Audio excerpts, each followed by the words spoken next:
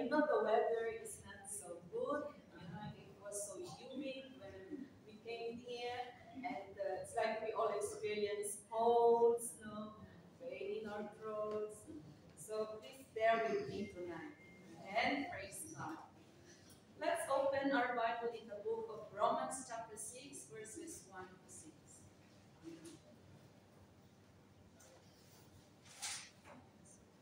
Romans 6, 1 to 6. What shall we say then? Shall we continue in sin, that grace may abound? God forbid. How shall we that are dead to sin live in any longer therein? Know ye not that so many of us, as were baptized into Jesus Christ, were baptized into his death? Therefore we are buried with him by baptism into death, that like as Christ was raised up from the dead by the glory of the Father, even so we also should walk in newness of life. For if we have been planted together in the likeness of his death, we shall be also in the likeness of his resurrection. Knowing this, that our old man is crucified with him, that the body of sin might be destroyed, that henceforth we should not serve sin. Colossians 2:10 to 13. And ye are complete in him which is the head of all principality and power, in whom also ye are circumcised, with the circumcision made without hands, in putting off the body of the sins of the flesh by the circumcision of Christ.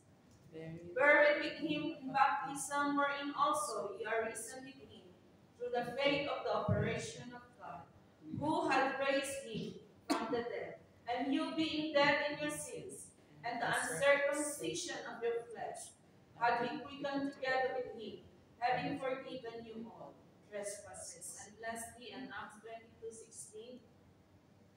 And now, my parents, thou, arise and be baptized, and wash away thy sins, calling on the name of the Lord. Praise God. We have our focus talk here tonight. Baptism is essential to New Testament salvation, just as circumcision was important to the Hebrews' covenant relationship with Jehovah. Praise God. In 1 Peter 3:21, the like figure whereunto even baptism that also now save us, not the putting away of the filth of the flesh, but the answer of a good conscience toward God by the resurrection of Jesus Christ. Amen. Praise God. Tonight, my brothers and sisters, our topic is about saved by baptism. Last time, we have heard from Pastor Umar, saved by repentance. Amen. Can we all go to God and pray? Hallelujah. Hallelujah. We worship you. We honor you, Lord. We thank you, God, for your word. Thank you, Lord, for our food tonight. We pray, Lord God, hallelujah, your anointing once again upon every heart, every mind. And I pray, Lord, that's all, hallelujah, bodies who are suffering from sicknesses and diseases, Lord. We pray your healing will flow, God. Even, Lord, to everyone who is here tonight. That's my body, oh Lord God. We thank you, Father, Lord, continue to move in the midst of your people. We praise you and we bring power, all the glory in Jesus' name. Amen. Amen. Praise God. You may be seated. And again, welcome to our guest tonight. We're glad that you came. And praise God. We are saved by baptism. Are we all baptized? Amen. Amen. And I want to start sharing with you my experience when I was a fifth grader. That I experienced to be baptized by sprinkling. But I really didn't know the deeper meaning of what I was doing. It's just me and my sister. We are in the church, and then we are encouraged to do the baptism, and it's the sprinkling. Okay. And tonight, we're going to go over about the baptism that Jesus has for us. Baptism is an essential step in the journey of salvation. It does not just place a person into a local assembly. Baptism will not make us become a member of an organization, but it is part of the cleansing process of redemption. Okay? Baptism is part of the cleansing process of redemption. Baptism is as important to New Testament salvation as circumcision in the Old Testament to the Jew. Praise God. Jesus embraced the principle of baptism, for he himself presented to John for water baptism, and he further commissioned the practice of water baptism during his ministry. Moreover, the apostles obeyed the command of Christ, and they continued the practice of water baptism in the name of Jesus Christ. Water baptism in the name of Jesus Christ associates the believer with the burial of Jesus. Therefore, we are buried with him by baptism into death, like what we have read a while ago. And water baptism in the name of Jesus Christ is a type of burying and leaving behind our sins, then rising from the watery grave to walk with Christ in new life. And truly, we are saved by baptism. I believe that we have resurrected from the grave of sins when we got baptized in Jesus' name. Right. Yes, we resurrected from the grave of sins, and then we have this new life that God has given us. Praise God. Baptism, types and shadows in the Old Testament. We have the circumcision. In the Old Testament, they have this Jewish practice of covenant of circumcision, or they call it Brit Milah. Circumcision is a sign of covenant to them. God made a covenant with Abraham, and circumcision was the sign or symbol that he and his offspring were entering into the covenant. In Genesis 17:10, "This is my covenant, which ye shall keep between me and you, and thy seed after thee. Every man-child among you shall be circumcised."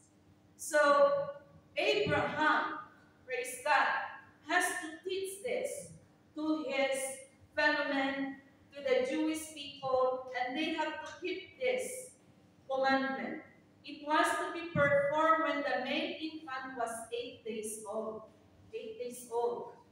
And moreover, God was clear that if a person did not obey this covenant, his soul shall be cut off from his people. If you are going to read in Genesis 17:14. So it's a commandment, and that is why the Jew really do it and follow this commandment.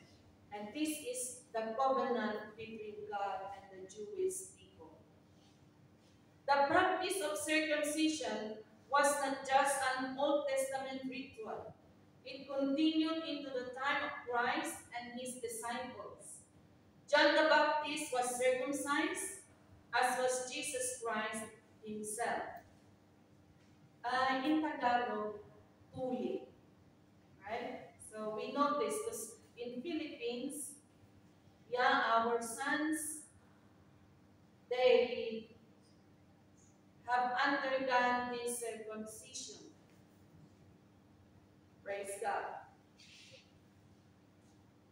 Further, the Apostle Paul got his great new convert. We have Timothy, and Timothy, his father is a Greek, and his mother is a Jew. So he is not covered. His father, according to the history, his father did not practice this physical circumcision. He's a Greek. But Timothy circumcised to avoid offending the Jews to whom he was ministering. We can read that in the book of Acts 16:3. But Paul realized that Gentiles were not under the Jewish ordinances, and therefore were not required to have all males circumcised.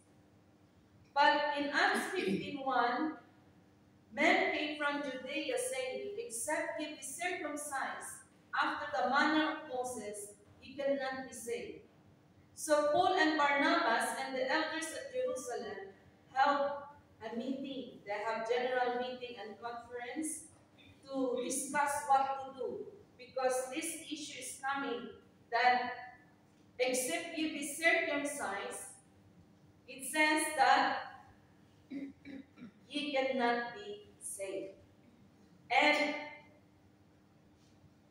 in Proverbs 11:14, it says that there is safety in the multitude of counselors, and without it, the people fall. Paul and Barnabas, they did not decide only for themselves what they're going to do, but they called for the disciples. They talked, and the brethren had met to consider the matter. For it seemed good to the Holy Ghost and to us to lay upon you no greater burden than this necessity. So Paul and Barnabas and the burdens there, they had a conference about this topic of circumcision. Is it required for the Gentiles? But the Holy Ghost gave them wisdom. And so they did not require circumcision of the new Gentile converts. Circumcision was important to the Old Testament Jews, but its fulfillment in the New Testament is even more important. Water baptism replaced the rite of physical circumcision, and it is an essential element of New Testament salvation. In Romans 2:28-29, for he is not a Jew, which is one outwardly, neither is the circumcision, which is outward in the flesh, but he is a Jew, which is one inwardly, and circumcision is that of the heart, in the spirit and not in the letter, whose praise is not of men, but of God. So we do not practice now this physical circumcision as the Jewish do, because we have now this water baptism as our circumcision of the heart. For as much as ye are manifestly declared to be the epistle of Christ, ministered by us, written not with ink, but with the Spirit of the living God, not in tables of stone, but in fleshy tables of the heart. So the cleansing now is not of the flesh, but of the heart, of our spirit. Praise God. The circumcision of Christ is described as putting off the body of the sins of the flesh. And this is done by being buried with him in baptism. That's why the water baptism in the name of Jesus, mga kapatid, is very important. And this spiritual circumcision is through the faith of the operation of God. We now have this spiritual circumcision. The ark, 8 souls saved by water. We know the story about Noah and his family. Peter recognized the essentiality of water baptism in the name of Jesus Christ. And after the Gentiles received the Holy Ghost in the home of Cornelius, Peter commanded them to be baptized in the name of the Lord.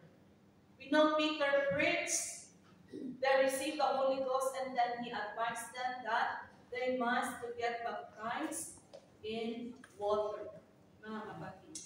Peter compared the role of water baptism in salvation to the role of water in the salvation of Noah and his family on the ark. The water that put to death all of the unbelievers. You remember the story of Noah's ark? The water, no, that destroyed all those unbelievers was the means of salvation for Noah and his family to be saved. They literally rose above the sin and death of this world and were saved by water. We can read that in 1 Peter 3:20, that these 8 souls were saved from that water. The water does not cleanse us physically, it cleanses us spiritually. If baptism were only an option or only place, that if this baptism will only make us to become a member of a church or an organization, then Peter would have not preached about it. No? So baptism, water baptism is vital. No? Praise God. Are you glad that you have experienced this water baptism? Amen.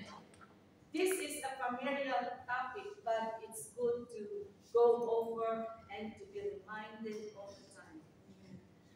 The Israel baptized unto Moses in the cloud and in the sea. Again, when they were walking in the wilderness, they had the pillar of cloud as the Spirit of God leading them, and how they crossed the Red Sea. No? Praise God. The grace baptized unto Moses means that all the Israelites followed the example of Moses as he led them from Egypt into the will of God. So this is the same example given by our Lord Jesus when he was baptized, and he said to fulfill all righteousness. When he went to John and asked John to baptize him, John resisted. I should not be baptizing you. You should be the one baptizing me. But Jesus said that it's to fulfill all righteousness in Matthew 3:15. All the Israelites were baptized unto Moses, and all believers should be baptized in the name of Jesus Christ. Do you believe in the Lord Jesus Christ? Amen. If we say we believe in the Lord Jesus Christ, Jesus taught about John 3:3 to 7, and so this baptism we must do, follow, and obey. It is the teaching of the Lord Jesus Christ. Amen. The Lord led his people from Egypt to the promised land through the waterway of the Red Sea, which became the way of their salvation from Egypt. Diba? They were able to run out of Egypt from the slavery, and the Lord has led them to that Red Sea, and the Lord has parted the water for them to cross to the other side.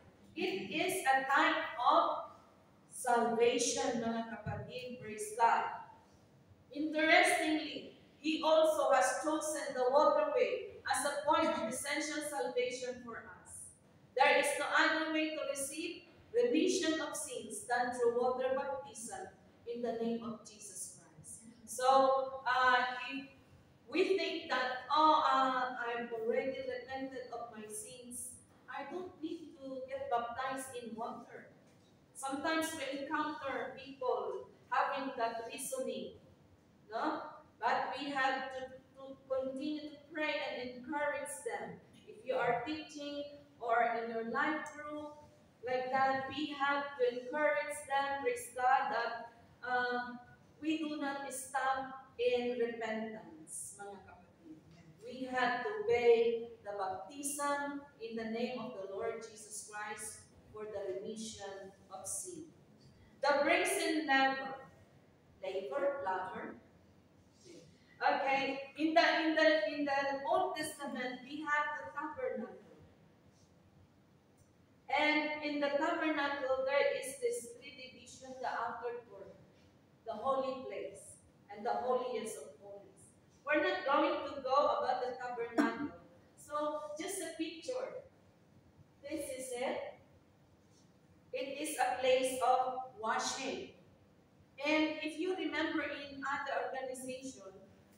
I know you have seen one. At the entrance of the church, there is a small one there. Yeah? And there is what they call holy water. And they do that, and they do their tradition. But I've experienced that. Who experienced that? Yes. We all experienced that. We were innocent, but thank God for His life who came upon us. The brazen laver was a basin filled with water that the priests used to wash their hands and their feet for purification before and during their conducting the ordinances of the tabernacle or the temple. As instructed by the Lord through Moses, the people, they make this brazen laver from bronze mirrors taken from Egypt. It was strategically placed between the altar and in the tabernacle, mga kapatid. Praise God. And what typifies this brazen laver, mga kapatid, emphasize the importance of cleansing and typifies water baptism in the New Testament. So yung paghuhugas doon, na practice ng priest before going to his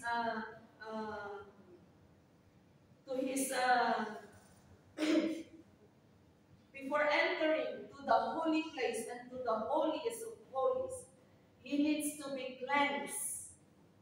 Kagaya sa ating mga kapatid, we come to repent, and then we get baptized. Like in the Old Testament, in the tabernacle, there is, in the entrance, there is this burnt offering, altar of burnt offering, typifies repentance. And then move to the brazen laver, typifies the water baptism, which is cleansing. So, that's it, mga kapatid. The brazen laver is a type and a symbol also of the New Testament water baptism. Baptism, a New Testament teaching, preached by John the Baptist. John the Baptist, the last Old Testament prophet, preached water baptism for all people as preparation to receive the Messiah. And he preached baptism of repentance. No? He preached baptism of repentance. Praise God. In Luke 3:3, we can read that. And he came into all the country about Jordan, preaching the baptism of repentance for the remission of sins. He's preparing the way of the Messiah. There is a one greater who is coming. Praise God. According to John, much water was necessary in order to baptize candidates. And the Greek word baptizo means to immerse, to submerge, or to make overwhelmed, fully wet. So, kailangan, yun nga po, when we get baptized in water, we are fully immersed. No? Pastor Umar taught that last time. Praise God.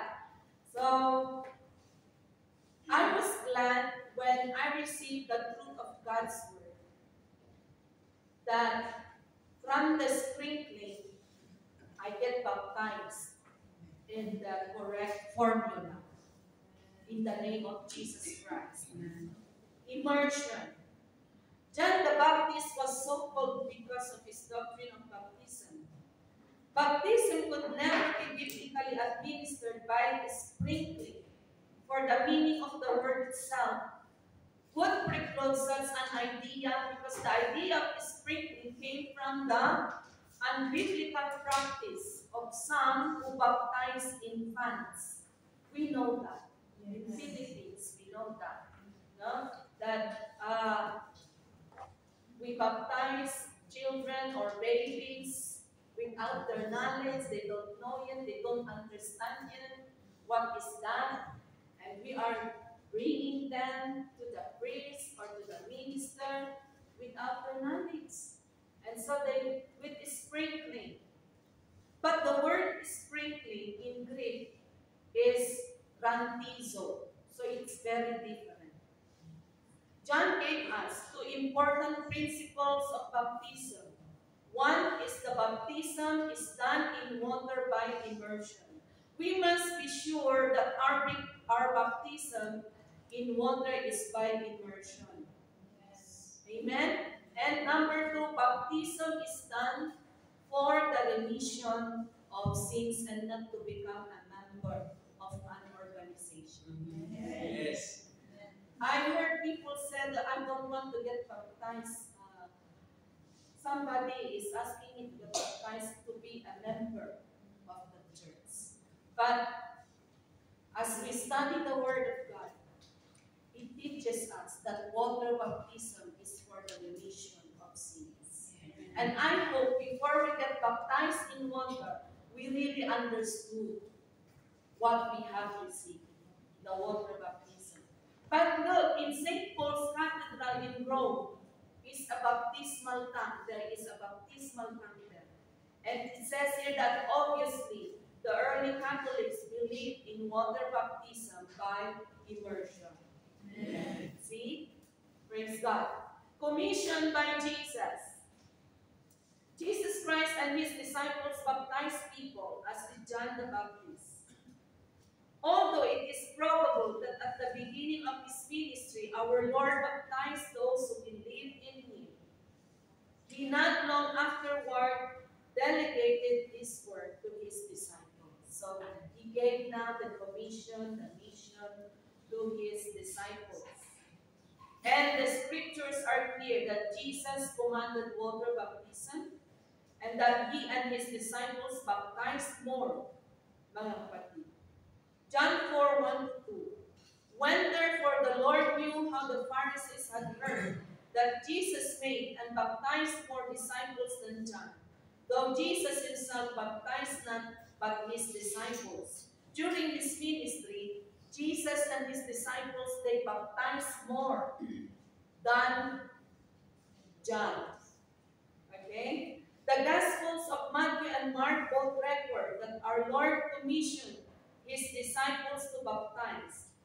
Matthew 28:18-20, and in Mark 16:15-20, mga kapatid. Praise God. The commission given by Jesus in these passages is an authorization. When Jesus gave this commission to his disciples, the commission that he gave is an authorization or command to act in a prescribed manner or to act in behalf of him. Praise God. It contained commands in a prescribed manner. Amen. It was not a baptismal service. It was a time of instruction to his disciples. So he's giving them the instruction, mga kapatid. That's why we read in Matthew 28:19-20, he's giving them the instruction to baptize in the name of the Father, the Son, and the Holy Ghost. Amen? That is an instruction, and he has given them the authority.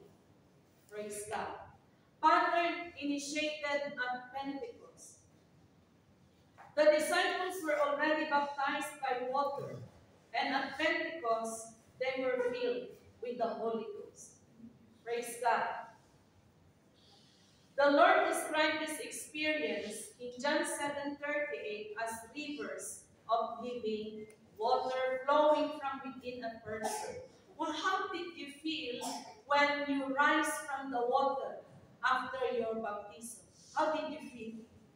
Did you feel the joy? Amen. Amen. Oh, it's like that you're going to jump and jump, unending joy, mga kapatid. And then followed by the time that you receive the Holy Ghost.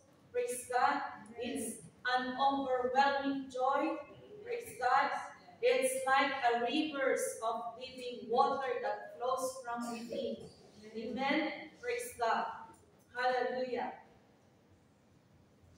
When people heard of the unusual events in the upper room, they began to come to see for themselves what was happening. And they witnessed believers speaking with other tongues as they received the Holy Ghost. This is the record in the book of Acts chapter 2, mga kapatid. As the Apostle Peter preached the message of Jesus Christ to those who came, the Holy Ghost convicted their hearts, and they asked, "What shall we do?" And so that Peter preached the Acts 2:38, mga kapatid, to repent and be baptized, every one of you, in the name of Jesus Christ, for the remission of sins, and ye shall receive the gift of the Holy Ghost. Praise God. Did they obey? Yes. And it was added 3,000 individuals, mga kapatid. Praise God. And this commission is continuously, praise God, hallelujah. Everywhere the disciples preached the gospel, they always baptize their converts. So if you are teaching Bible study or you have somebody or winning soul, we don't leave them until they get baptized. No, we will continue with them as they desire, mga kapatid, praise God, and that they will follow this plan of salvation that we also have experienced. We know how we feel to be in the kingdom of God. We know how we feel to be part of the family of God. Praise God. Even Philip, he went to Samaria and baptized both men and women. And later, as Philip traveled from Samaria, he met an Ethiopian. And after talking to him about salvation, Philip baptized him. Praise God. Also Peter. Peter preached to those gathered in the house of Cornelius, and the Holy Ghost fell on all them which heard the word. They spoke with tongues, and Peter then commanded them to be baptized. So it can be that you will receive first the Holy Ghost. It can be first that you receive the Holy Ghost, then followed by your water baptism. Or you first get the water baptism, followed by the receiving of the Holy Ghost. Amen. Praise God. Peter did not view baptism as optional with regard to salvation. So hindi po siya optional. It is a commandment that its believers must follow. Amen? The benefits of baptism to fulfill all righteousness. Praise God. We have covered that a while ago. It is important to note the events concerning the baptism of Jesus. Praise God. That John resisted to baptize him, but he said, "Suffer it to be so now. For thus it becometh us to fulfill all righteousness." And so John baptized him in Matthew 3:15. Righteousness is a complex attribute of God's character. Further, the Old Testament revealed that doing the commandments of the Lord affects our righteousness. Amen. And it shall be our righteousness if we observe to do all these commandments before the Lord. So if we follow and obey the commandments of the Lord, we become righteous. We follow His righteousness. Deuteronomy 6:25. For the remission of sins, baptism for the remission of sins. Through water baptism, we have the opportunity to be delivered or cleansed from sin. So it is only through the water baptism that we are cleansed. Amen? Praise God. It is vital, it is very important.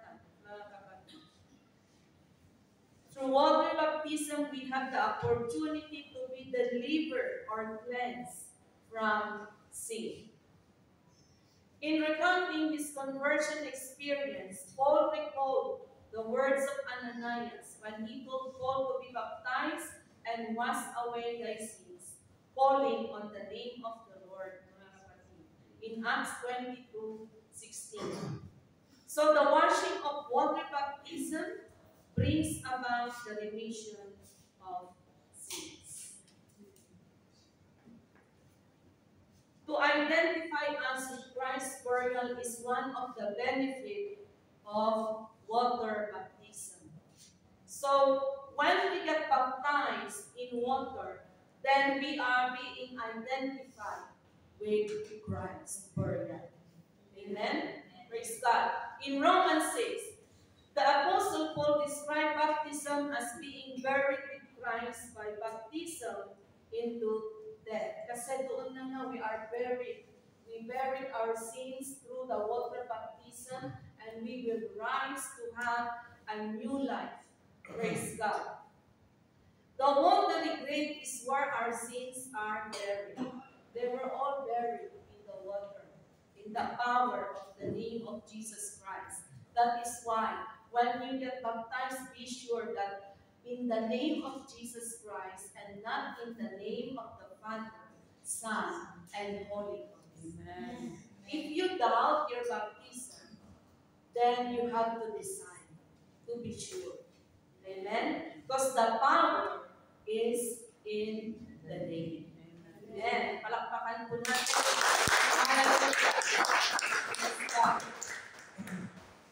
In Romans 6:6-7, it says that knowing this, that our old man is crucified with him, that the body of sin might be destroyed, that henceforth we should not serve sin, for he that is dead. We are dead in sin when we get baptized in water. For he that is dead is freed from sin. Amen? Praise God. In the same chapter of Romans, Paul also referred to baptism as being planted. He compared baptism to a seed that is planted, and the seed that is buried and seems to be dead, but it is not. There is life within the seed that soon will reveal itself with the sprout of new life. We thought that we died, we were dead, but no, when we rise from the water, there is a new life that will soon rise. Praise God. What consolation we have after baptism. Amen? Praise God. And Romans 6:8, now if we be dead with Christ, we believe that we shall also live with him. Amen. So through our water baptism being a part of Christ's death, then we are also a part of Christ's resurrection. Amen. Praise God. Baptism, the apostolic pattern of the name. At the Pentecost. Praise God. And at Samaria, at Caesarea, and at Ephesus, mga kapatid. Praise the Lord. So, hindi po tayo magsisisi. We will not have regret that we have obeyed the water baptism. Amen. And if we are not sure of our baptism, you have to make your decision, to make sure of it. And if you are not yet baptized in the name of Jesus Christ, if this is your first time to hear about this water baptism, you can ask somebody to help you understand or to teach you. We also offer Bible study. And to our visitor, if you want to know more about it, sister, you can ask the usher. Praise God later. Or your friend, thank you for bringing her. And if we want to know more about this water baptism, you can ask your life group leaders. Amen. You can have more discussions. Praise God. And if you are also having desire to teach about baptism, praise God. That's the will of God. Amen. Don't say, I will pray for it if it is the will of the Lord. It's the will of the Lord. Amen. Amen. Praise God. Someone stated that a person does the repenting. Who does the repenting? It's not my husband for me. I do the repenting. So a person does the repenting. The church does the baptizing.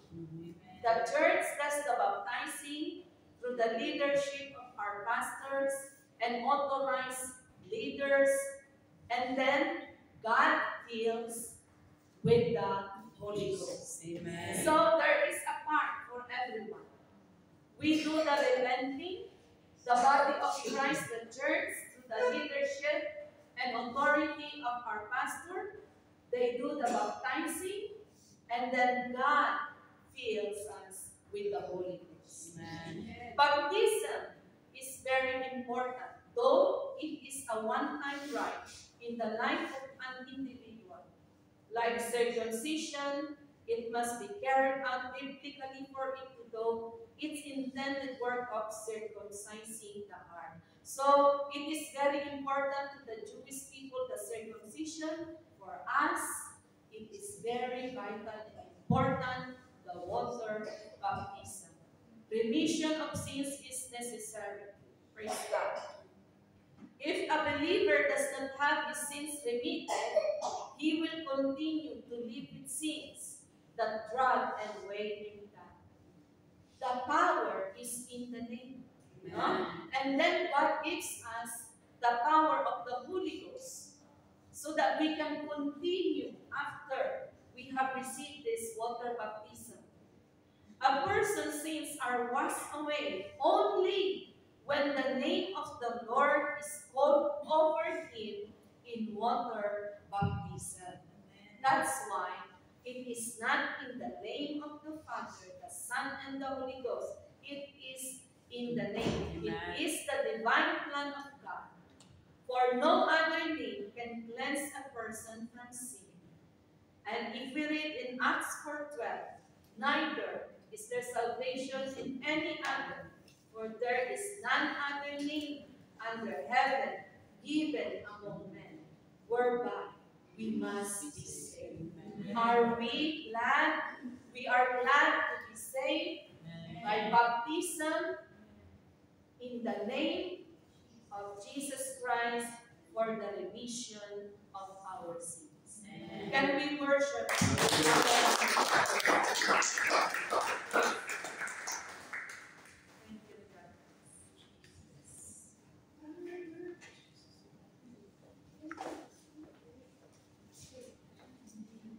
Let's stand.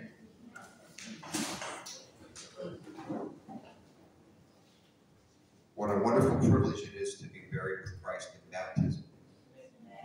And if you've ever been baptized, then you know what it feels like to have that clean slate, to rise from the water of baptism, not just refreshed physically, but also lifted up and refreshed spiritually, and knowing that you can start over and walk in the newness of life.